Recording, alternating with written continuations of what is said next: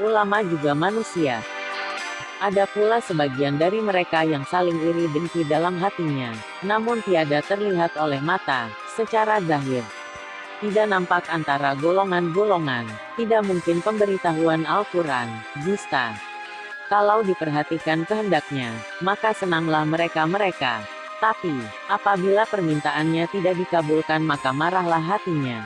Dengan berbagai celaan-celaan dan tidak menutup kemungkinan menyebarkan celaan, kekesalan hatinya, itu kepada orang lain.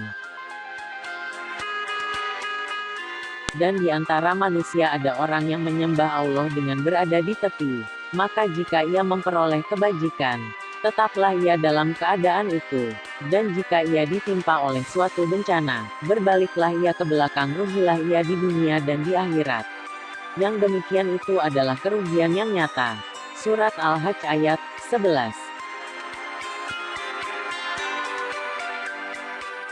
Manusia itu adalah umat yang satu. Setelah timbul perselisihan, maka Allah mengutus para nabi sebagai pemberi kabar gembira dan pemberi peringatan. Dan Allah menurunkan bersama mereka kitab dengan benar, untuk memberi keputusan di antara mereka manusia tentang perkara yang mereka perselisihkan. Tidaklah berselisih tentang kitab itu melainkan orang-orang yang telah didatangkan kepada mereka kitab, yaitu setelah datang kepada mereka keterangan-keterangan yang nyata, karena dengki antara mereka sendiri.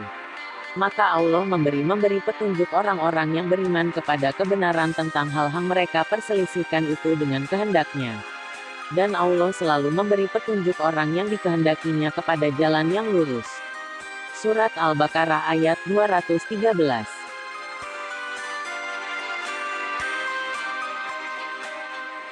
Dan tidaklah terpecah belah orang-orang ahli kitab melainkan setelah datang kepada mereka bukti yang nyata. Surat Al-Bayyinah ayat 4. Dan mereka, ahli kitab, tidak berpecah belah melainkan sesudah datangnya pengetahuan kepada mereka karena kedengkian antara mereka. Kalau tidaklah karena sesuatu ketetapan yang telah ada dari Tuhanmu dahulu, untuk menangguhkan azab, sampai waktu yang ditentukan, pastilah mereka telah dibinasakan. Dan sesungguhnya orang-orang yang diwariskan kepada mereka Alkitab Taurat dan Injil, sesudah mereka, benar-benar berada dalam keraguan yang menggoncangkan tentang kitab itu. Surat Asy-Syura ayat 14.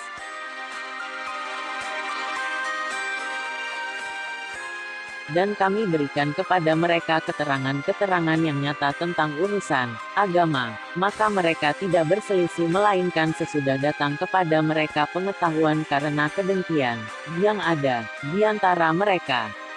Sesungguhnya Tuhanmu akan memutuskan antara mereka pada hari kiamat terdapat apa yang mereka selalu berselisih padanya. Surat Al-Jathiyah ayat 17.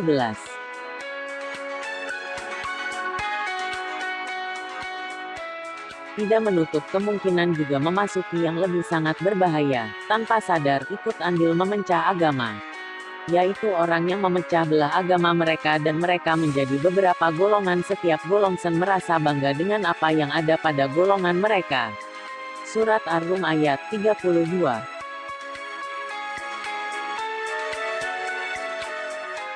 Kemudian mereka terpecah belah dalam urusan agama-nya menjadi beberapa golongan.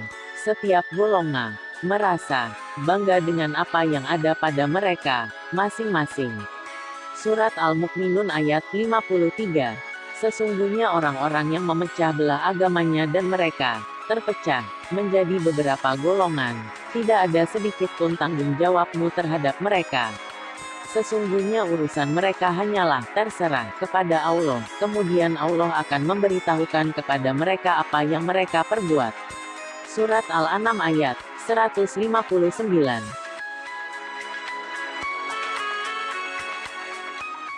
Sesungguhnya Tuhanmu dialah yang memberikan keputusan di antara mereka pada hari kiamat tentang apa yang selalu mereka perselisihkan padanya. Surat As-Sajdah ayat 25.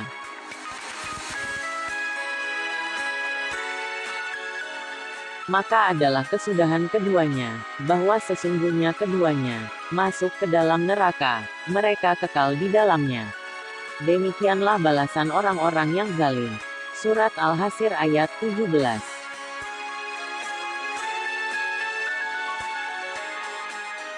Sesungguhnya orang-orang kafir yakni ahli kitab dan orang-orang musyrik, akan masuk ke neraka jahanam, mereka kekal di dalamnya. Mereka itu adalah seburuk-buruk makhluk. Surat Al-Bayyinah ayat 6.